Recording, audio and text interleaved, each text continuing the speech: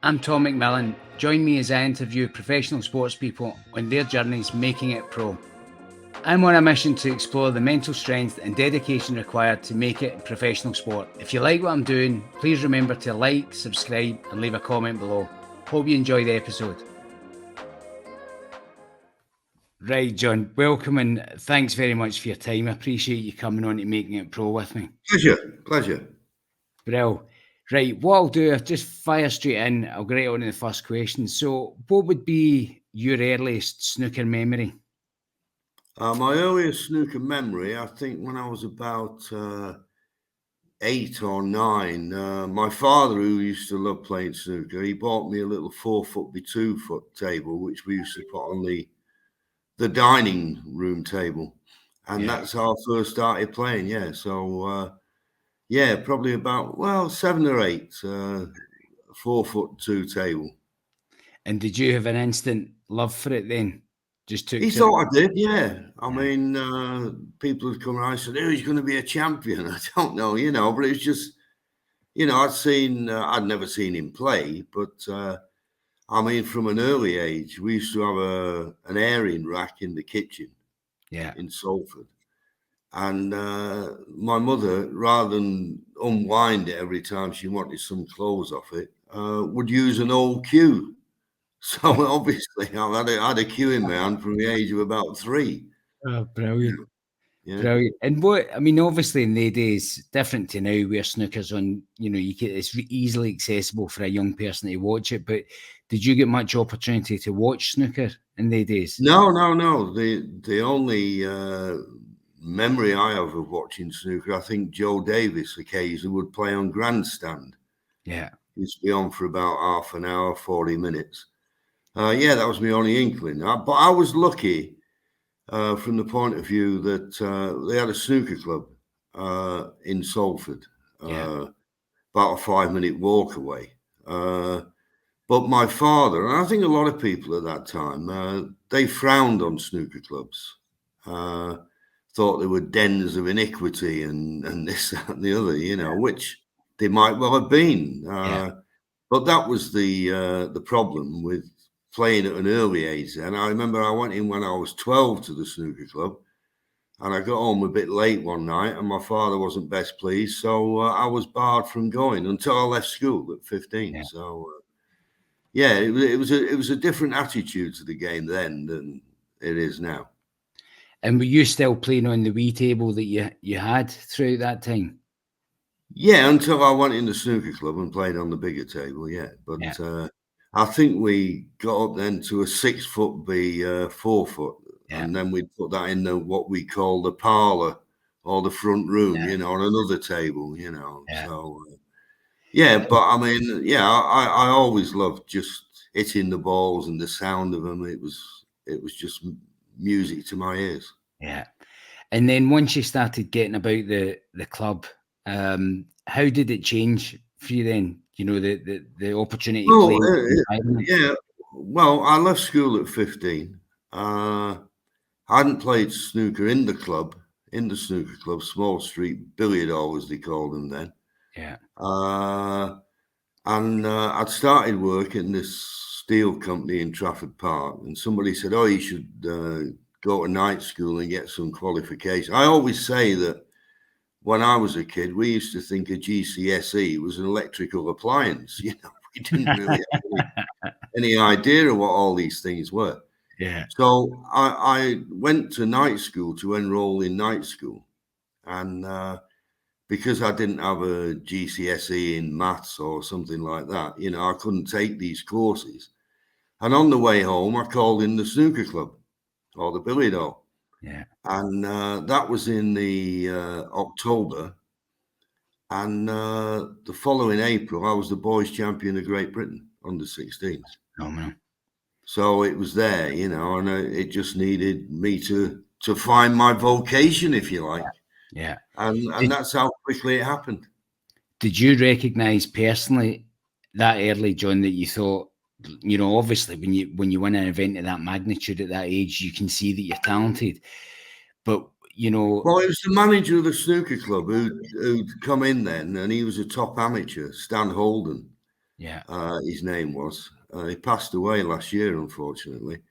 But he noticed my potential, and he was the one who took me to London. I'd never heard of a boys under-16 snooker championship. I mean, I'd never been to London. Yeah. And it was at the Burroughs and Watts Hall in Soho Square. I never heard of Soho, or only the name of it. Soho. Things like that. So I went there and I won the boys' championship. So I was a bit of a hero in the street. I remember the people coming through the front door and out the back door, all looking at the trophy. I mean, it was a big thing. For the people in the local area, and it was a big thing for me as well.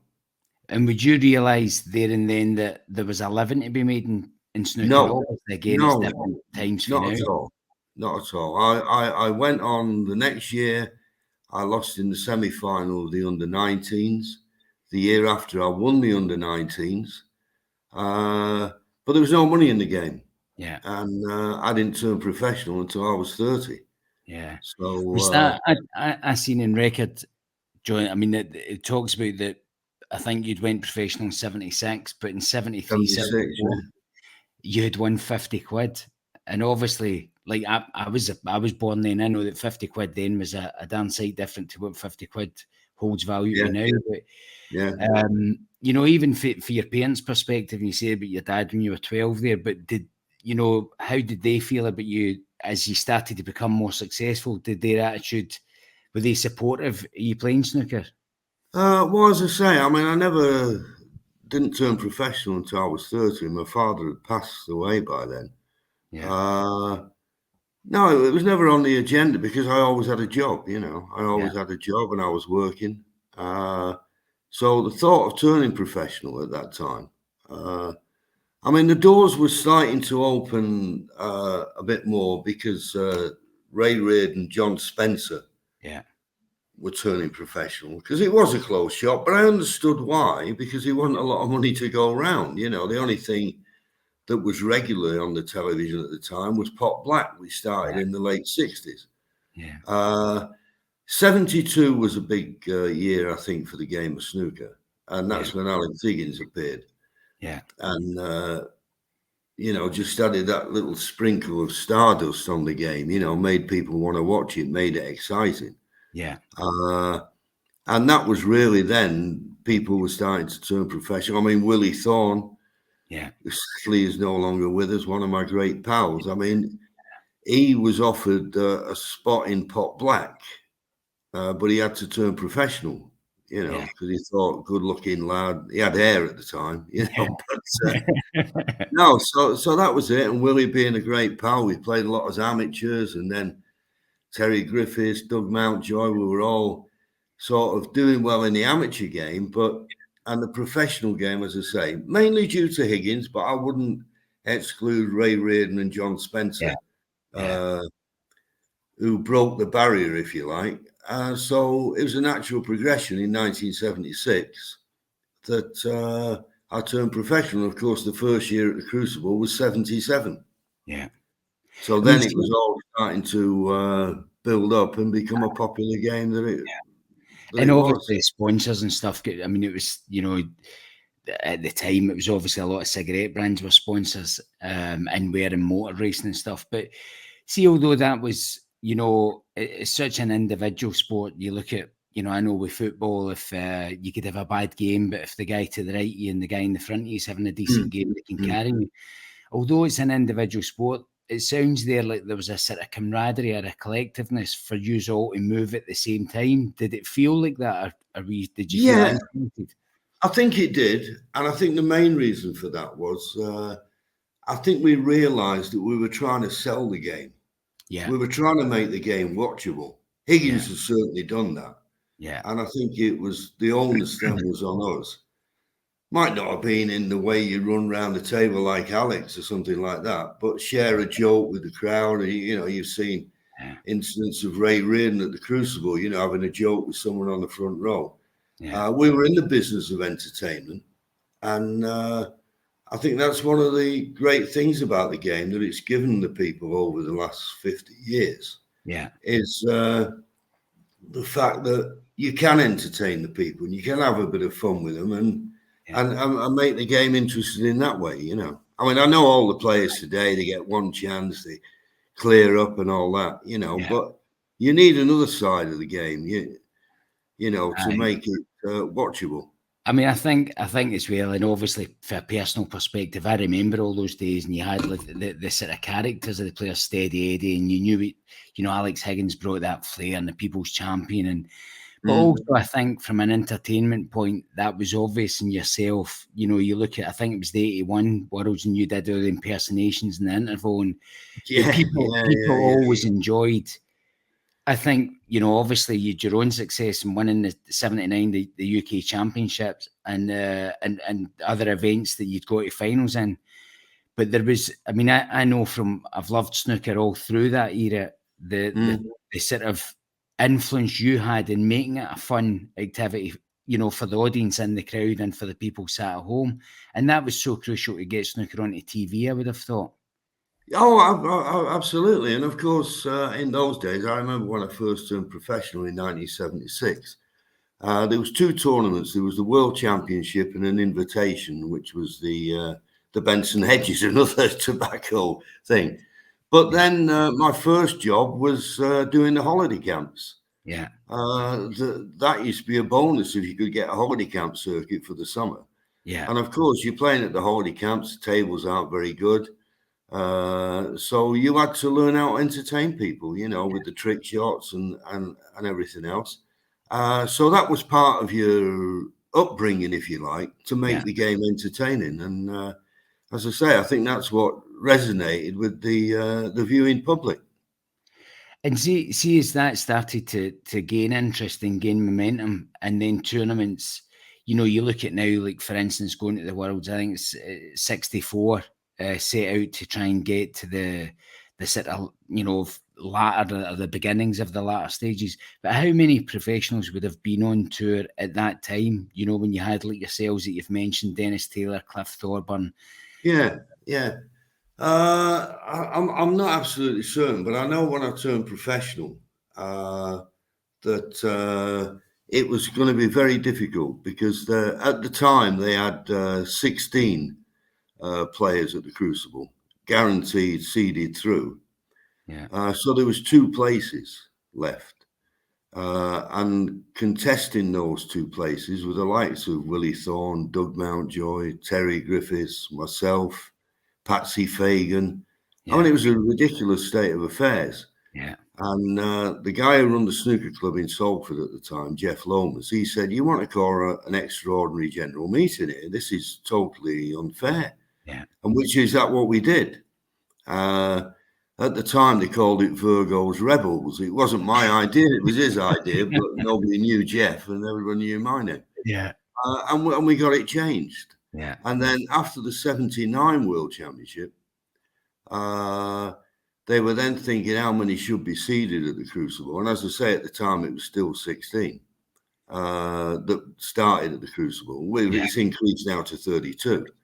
And then somebody voted that it should just be the winner and runner-up, and everybody else had to qualify, which was ridiculous. I mean, you could have had a world championship without Alex Higgins, without Ray Reid, without John Spencer. I mean, it was just, you know, so there was a lot of turmoil in the game, and that's one of the reasons I got involved with the board, or the committee as it was called then, you know. Which was the worst thing I ever did, to be honest with you. But being a socialist person, I believe that everybody should have a right to definitely a decent chance, you know. Plus, when you're trying to sell it as an entertainment package, there's got to be something for viewers to watch. If they know that they're only going to end up, you know, if you were to go and watch the World Cup and the team you're supporting, or your two favorite. Yeah. And the BBC weren't going to stand for that, obviously. Yeah. Because they wanted these top names. The game needed those top names. Yeah. But no. So anyway, we had a few bits of infighting. Yeah. But eventually that was sorted out. And so come the 1980s, we'd had Alex Higgins, and then thankfully we got Jimmy White coming through, playing a similar brand of game. Yeah. We got Steve Davis. Aye. What can It you was do? it was brilliant times because I think as well, if you remember back to that time in tennis with the likes of McEnroe and Borg and, you Yeah, know, yeah, it was yeah, the same sort of kind of I mean, obviously, when Alex won the 82 World Championships, yeah. I remember as a kid, I'd be 11 or 12 then. I mean, it really I thought that's when if sort of for me to recollect at my age, that's when it really exploded. Snooker became mainstream viewing, Yeah, you know? and you've got to remember when he asked for the baby, Yeah, he called for the baby Lauren to come yeah, on. No one had ever done that in sport. He was yeah, ahead of his time, Alex Higgins. yeah, No yeah, mistake. And of course, just after that, we had the '85 final, the yeah, black ball. yeah, Where yeah. Steve Davis, who everybody said was unbeatable, lost to Dennis Taylor, who never stops mentioning it, by the way. And that But was if but I'm that was right in another one, saying, and the 18.5 million viewers after midnight that watched it. I aye, mean, that it was was the just biggest viewing. exorbitant It was the popular. biggest viewing, John. I think apparently, wasn't it, for sport at Yeah, that time of night? It was the biggest viewing in at history. that time, and probably still is for sport Yeah, at that after midnight anyway. yeah, So all those things put together were just making the game so popular, yeah. and yeah, the game was on a crest of a wave, and I was very fortunate to be around in those days, no doubt about it. And obviously, when you were able to go pro yourself, I mean, you mentioned there about working, and I think a lot of youngsters in any sport, you know, that are trying to make it professionally, forget that aspect of it where you were working a full-time job and trying to play a standard of snooker, which obviously then makes the practicing hours reduced. Well, well, yeah, and That must be I hard. mean, I've said people, there's a lot of people in life that think, oh, if I practice 6 hours a day, I'd be a lot better. Yeah, But some people practice 6 hours a day and get worse, yeah, and that is a fact. yeah, I've seen people who've said, right, rather than work and then when you're coming home from work, call in the snooker club for a couple of hours, have that practice, think, oh, what a great player, and then all of a sudden you stop work, you practice 6 hours a day, and it doesn't benefit some people, yeah, and it doesn't. Whether they find out they've got too many weaknesses or whatever, or the pressure's on, yeah. because once you turn professional, there is a pressure Aye, that you've got to be able to cope with. And the best man I've ever seen coping with that, of course, was Stephen Hendry. I mean, he was remarkable. yeah, How he handled the pressure of the game and the situation was what was made him the great winner that he was. yeah. How did you find yourself playing as the game was changing? And obviously, you talk about you turning pro at 30, and I remember like Eddie Charlton, you know, and you look at Mm. that era, Willie Thorne. It was all sort of in that era. It was like grown men playing snooker. When you look at Stephen Hendry come through, and then the likes of John Higgins, and that they were young fellas. Yeah, The change in the game was quite quick. How did you guys find, you know, all this influx of young players coming in? It obviously made well, it a tougher game. yeah.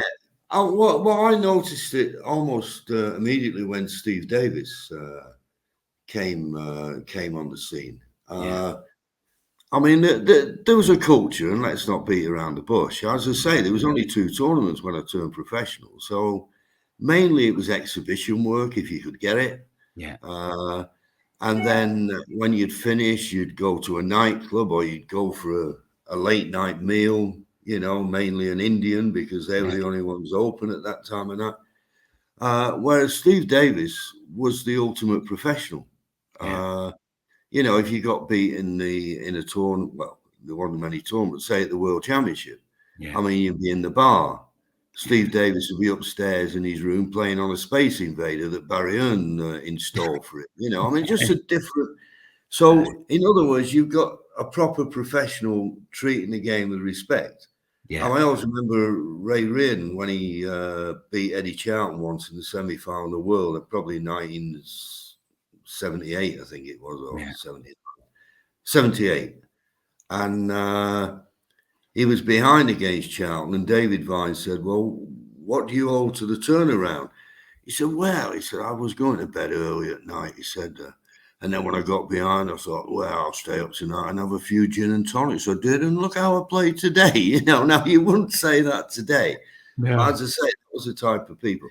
And also, once Steve Davis had set that role model, if you like, then obviously the people coming through, all people Professionals. love winners. Yeah. Steve Davis was a winner. So why wouldn't you copy your style on him? You're not going to copy on somebody who might look good, like an Alex Higgins. Yeah. But he doesn't get the success that Steve Davis was getting. And then the new influx of players, Stephen Hendry, John Higgins, Ronnie O'Sullivan, who is the greatest player ever. I don't think anyone could argue about that. Absolutely. And he plays with that great panache. Yeah. But if you ask Ronnie, he will say that his aim was to be as good as Davis and Hendry. Yeah. That was the bar set for him. Yeah. You know, Mark Williams, of course, another one. Yeah. I've always said in sport, anyone who's got longevity, which Ronnie, Mark, and John Higgins have, I mean, is that's a sign of greatness. And those three have been a great boon for the game. Yeah, John. I mean, obviously, I've mentioned to you, I know John personally, but you talk about being able to handle pressure and the ability John has to sort of remain calm, and even if he loses a frame when he shouldn't have lost it, he's able to just block out what happened before and move on to the next frame, which is obviously a great example for young players to watch, and it's a great talent in himself. Yeah, well, you can't affect what's gone. Yeah, you know, you can only affect what's ahead of you, and but you've got to believe in your ability. You've got to believe in your technique. That's how you get through it. But no, as I say, it's just remarkable, those three players we just mentioned. And the only way you can do it is to be able to put misfortune behind you. As I say, there's nothing you can do about it. It's gone. Concentrate on the next step and putting things right if you can. I mean, on that note, John, obviously when you won the UK Championship in 1979, and I think it's fair to say there might have been a bigger pressure because there was only 2 events a year, as you say. So it's not like you can say, well, you know, nowadays it's the same with the golf. They can regroup and we go again next week. There was an instance, if I'm right in saying, because of the timing of when it was about, you know, the timing for the start of the session, did you get docked 2 frames in that final? Yeah, I did. Yeah, I did. Well, it all started out. 79 was my best year, and I was 33 at the time. I'd got to the semi-final of the World, lost to Dennis Taylor in the semi-final. He lost to Terry Griffiths in the final. Yeah. And then 6 months later, come the UK Championship, I'm playing Dennis in the semi-final. Terry Griffiths was waiting for the winner in the final. Yeah. I beat Dennis something like 9-4. And then I'm playing Terry in the final. It was a 3-session final then. Yeah. Best of 27. After the first 18 frames, I'm 11-7 in front going into the final session, which was then on a Saturday afternoon, grandstand, big occasion. Yeah. Anyway, I got there late because we've been starting at 2:00 every afternoon. Yeah. And we weren't used to television times and how they changed them around. Yeah. And then I get a phone call, someone asking me, where are you? And I said, we don't start till 2. No, it should start at 1. So I got there and I was deducted 2 frames. And then what was a double whammy, the BBC cameramen were on strike. So, it was a heck of a day. It was, as I've said on many occasions, it was the worst and best day of my life. Right. And then I went 13-12 behind and managed to somehow, I think all the pressure had gone off me then. I just was so annoyed that was what was happening. You just relax and let the cue go. And I finished up winning 14-13. And Terry at the time was world champion, you know. Yeah. So I beat him 14-13. Cameramen were on strike. So it was. I haven't got a record of it. And then the Masters in the January, and I won the UK in the December. I didn't get an invite. I didn't get an invite to the Did he make that Masters up? UK champion. I know you couldn't make it up. I think a lot of it to seeing do that with the old moment. Virgo rebels a Aye, few years before the might payback. have Aye. turned people off me slightly, you know. See, in that moment, John, I mean, it's obviously a big ask to say if you can recollect, but seeing that moment, I mean, that could throw. We're talking about John Higgins being able to move on, but I mean, getting inducted 2 frames in a final, you're within touching distance of winning it. It could have thrown the best of players off. How did you were you able to overcome it in the moment, or did it play on you at all? Well, yeah, I mean, I wasn't, I'm 11.7 in front. I get there without having chalked my cue. I mean, it's now 11.9. He won the next 2 frames. It's now 11-all. It's the first to 14, remember? I won the next one 12-11. He won the next 2 13-12. Yeah. And I think the only way I put it behind me, I just got really angry. Yeah.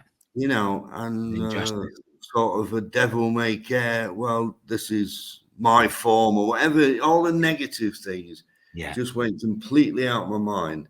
Yeah. And all I was focusing on, well, as we say, and I say on commentary, just one shot at a time, and everything else, the thought of why I'm going to lose this, just the anger took over, and I managed to win. Yeah. And see, throughout these steps of your career, I mean, obviously, there's 2 halves in my opinion your career because, I think you mentioned David Vine. There's so many commentators, Dennis as well, actually, but even now you see Stephen Hendry commentating. But you guys, I mean, your famous phrase that everybody relates to, where's the light going? And I actually heard somebody copying it the other night, watching the snooker. But as your career moved into that stage and the opportunities came to start to commentate, did that give you the same buzz still being involved in the game as the game was evolving? Yeah, well, I started commentating before I retired. Yeah. I honestly think by that time, I mean, I say getting involved on the board of the association was the worst thing I ever did.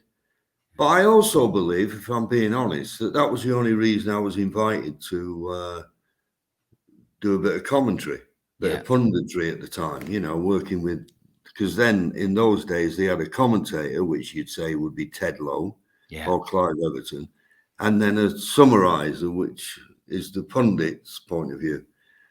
So I got that. So I think that's why I got that. I think I got that because I was on the board, and it sort of gave me a little bit of respectability, which I didn't have prior. So I don't. And I'll be honest with you, I've said to people, I said, I'm amazed, someone from Salford commentating for the BBC, I mean, and this guy said to me, and it's true, I said to him, he said, accents don't matter now. He said, it doesn't matter where you come from, it doesn't matter. I said, well, if you hear someone from the West, or if you hear someone from the Birmingham area reading the 10 o'clock news, give me a ring, will you? Because it doesn't happen. It did eventually change with BBC, but even in the mainstream, you look now, it's not massively ever changed. It's always been the BBC. No. So as I say, I was lucky. I think as an observer, though, and I'm not blowing smoke this year, I think generally when you talk to people in and around the game, everybody involved in the game has good feelings towards you. Everybody likes you, and I know that's a really patronising thing to say, but,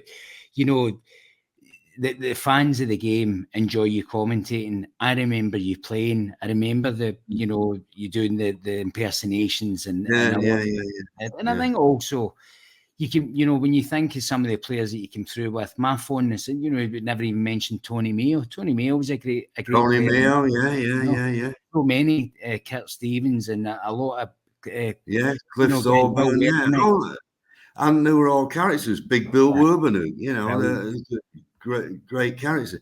I think the thing is, though, I think what you do in life, as I say, I got involved in the board, and I think that's how it got me the opportunity, if you like, to do a bit of commentary. And then you mentioned the impersonations. One of the sessions had finished. It was in the, as you say, the early 80s. And of course, it was everybody had their own mannerisms Yeah. in those days, you know, that they weren't copying the style of someone else. So you had the Higgins, you had the Terry Griffiths, Spencer Reardon. Yeah. And of course, from that, when I get near the stage where I think my career is coming to an end, my snooker playing career, you're missing blacks off the spot, and then you know, walking back to your seat, how did I miss that? And then I get a phone call from the BBC. Would I like to get involved in a quiz show with Jim Davidson. with this comedian, Jim Davidson? But the thing was, and who actually got me the job, who recommended me for the job, a lot of people will claim that. But the one common denominator, they thought when they saw me do the impersonations that I could bring a bit of comedy to the show. And so when I did the impersonations, obviously that was the last thing on my mind, auditioning for a quiz show. Yeah. So it's a funny thing about life. You do things, you think, oh, why am I doing this? Yeah. But you never know where it can take you. And And I'd give that advice to anybody. Aye. You two were a great matchup as well, you and Jim Davidson. You know, I thought, I mean, Yeah, and it was prime TV. I mean, again, when you look at how snooker had evolved and got its place on television, snooker had become mainstream watching. So the timing of that show was perfect. And Jim Davidson at the time obviously was a main comedian in British media. Yeah, yeah. And it was great for snooker. I think we peaked one week because we used to have Dad's Army at 5:30. We'd go on at 6 o'clock, and then Noel's House Party used to follow us. Yeah. And we peaked one week at 13.9 million viewers, which is unbelievable. Wow. But I've always said it was a great compliment to the game. Yeah. You know, so absolutely. Yeah, it was good. And and that was another key moment I felt. You know, because the likes of Mark Selby and people like that came on the junior big breaks. Yeah. So it was a way of their names getting, and also them getting used to television and everything else, you know. So yeah, we can look at milestones, and I think Big Break was one of them. Yeah. For the game, you know. Yeah. Well, that's the thing as well. There was nothing controversial about what it did for the game. I think it was only positive. It brought more viewers and more viewers that, again, you get back to that word entertainment. You talk about, you know, doing some of the holiday camps. I think a lot of people, because of, with the greatest respect to him, you look at the likes of Ray Reardon, and maybe even when it was Steve Davis and Eddie Chalmers stuff, it was quite serious, you know, Joe Davis. But as you say, with the introduction of Alex and then Jimmy, and you look at Ron and so many other players, but also they were individual characters, and it takes all types of characters to make it worth watching. You've got to have somebody you love and somebody you want to see getting beat, and that came. I think that has continued to come. You know, and I honestly think that snooker gives that opportunity to people to display their talent, their artistry, and everything else. Listen, I was brought up. I mean, I'm from Salford, obviously Manchester United. I mean, when I walked out the back kitchen, look over the yard wall, you could see the floodlights at Old Trafford. Went to my first game in 1954. But in the main, you'd watch United, but then you pick out the players that have excited you. I mean, for me, it was Bobby Charlton. He was my favourite. But then, you know, we had George Best, we had Dennis Law. You know, so all these people, that's what you pay your money to go and see them. Absolutely. You know, because apart from playing the game, they also entertain you and make it exciting. You know, I mean, the rest have a big part to play. But you need those people with a bit of star quality. Any game, you know, that'd be well, you know, and never disregard that. And I know what you're saying.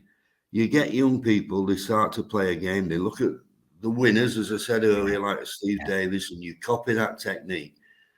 But try and create your own bit of flair, if you like, you know, because then that could take you a step further from where you're limiting yourself, if you like, you know, by doing everything by the book.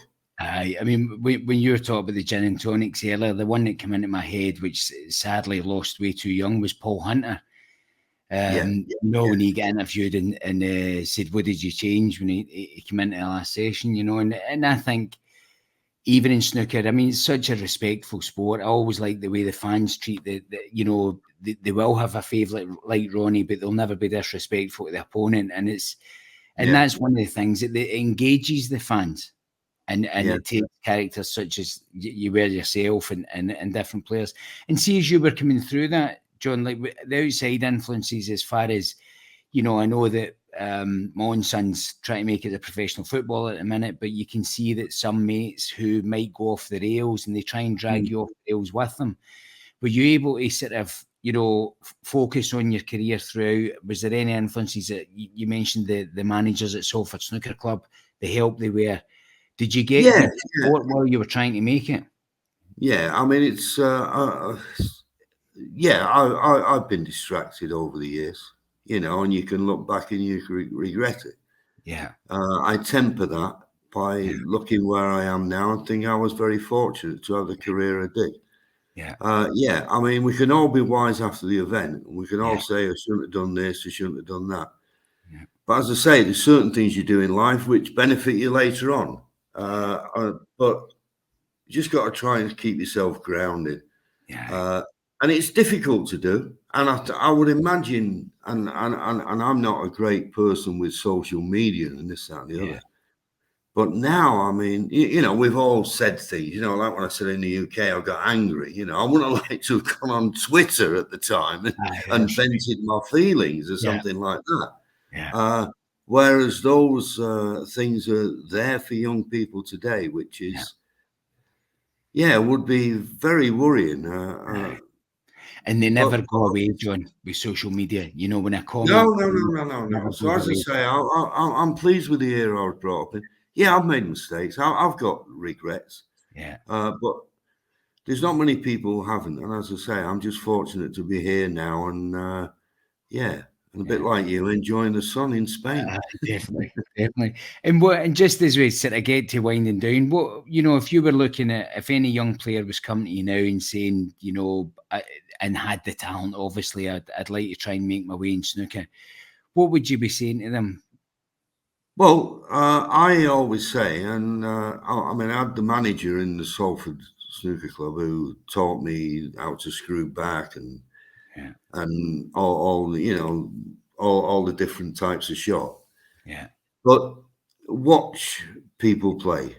Watch the top players play. I mean, it's easy done now because you can get videos, you can watch it on the TV. In my day, that's why I say that everybody had an individual style because they weren't on the TV. So you had to play the game that your body felt it. Yeah. But if I was recommending to people, I'd say just watch Neil Robertson. The way he pushes the cue through, I mean, he's superb. Ronnie, obviously, watch the moves he makes when he's in amongst the balls. Mark Williams finds a way to play shots that even if he misses, he doesn't leave anything. So all these people, if you watch them, then you will learn. And I think that's what I did. I learned by watching top players play and trying to put into practice what I saw them do. And how do you, I mean, now obviously we've both seen, but you involved in it, a huge involvement in the game. I think when the cigarette brands went out and then it was trying to get sponsors to keep the money involved and to keep it heightened, and then the game's found its place again. But what would your hopes be for the future for snooker and for the opportunity for young players to get through to make it in the game? Yeah, well, I think the game is a bit of a crossroads. Obviously, we've got this problem with the Chinese players, which is a terrible thing that's happened. And obviously, I mean, they had two big tournaments in China, which they might not be putting on in the near future. So there will be a problem with sponsorship and the amount of money in the game. And I've always said, if you could earn £1 million playing croquet, you'd have a lot of more people playing croquet, because money is the main thing that people, parents, and I don't blame them. If the child wants to play a sport, then money is a big incentive. I'm disappointed that the world snooker champion still only gets $500,000. It was on the cards 5 years ago that it was going to go up to £1 million. Yeah. That's what will attract people. I'd like to see the prize money increase, but as you so rightly say, where the sponsor's going to come from. Yeah. And you see, when I was on the board, when you look at a sport, you have your sort of A, B sponsors. Yeah. Now they are your soft drinks, your Coca-Colas, and this and the other, but they're aimed at young people. Yeah. Snooker got into a sort of CD character where you had your cigarette companies, pension funds, this, that, and the other. You know, so we have to find a niche for the game. It would be a shame if the game suffered. Yeah. I give great credit to Eurosport for showing it all around the world, which they do. And the BBC, of course, their flagship, the World Championship, the Masters in the UK, keep it front and centre. Yeah. But it'd be a shame if we lost the game. It's got great artistry. Yeah. It's anyone who's never been to the Crucible, put it on your bucket list. You'll never feel an atmosphere like that in your life. So that is my hope, that we can somehow get the sponsors, get rid of this badness that seems to have occurred. You know, I mean, I like a bet. You know, my favourite weeks of the year are Cheltenham and Ascot. But if I ever heard that someone was a non-trier, I don't care if it's a little old woman in a betting shop who's having doing a knitting and putting 20p on a horse. You know, it's not right. No, that's It's right. not right. It's a shame as well when so many, you know, not just in snooker, but so many great competitors are coming from Asia as a whole, and this situation's occurred, which is obviously getting a lot of bad publicity. And No, it is sad. And funnily enough, I do some theatre nights with Steve Davis and Dennis Taylor. They reenact the 85 final, by the way. That was Dennis's idea. But the thing is, and all three of us agree, we always consider ourselves very lucky. We walked into a snooker club, no queue, because you didn't have a queue when you first went in. You picked up a queue, you found you were good for the game, and it's taken us out all around the world. How lucky. Why would you turn your back on something like that? I know. It's sad. But anyway, as I say, you can't look back because there's nothing you can do about that. Just look forward and make certain you get it right next time. Brilliant. John, it's been an absolute pleasure talking to you. I'm really super grateful for your time. Pleasure, Thomas. Pleasure. I look forward to it. Honestly, it's been a joy. Thanks for watching the latest episode of Making It Pro. Remember to like, subscribe, and leave a comment below. Look forward to sharing the next episode soon.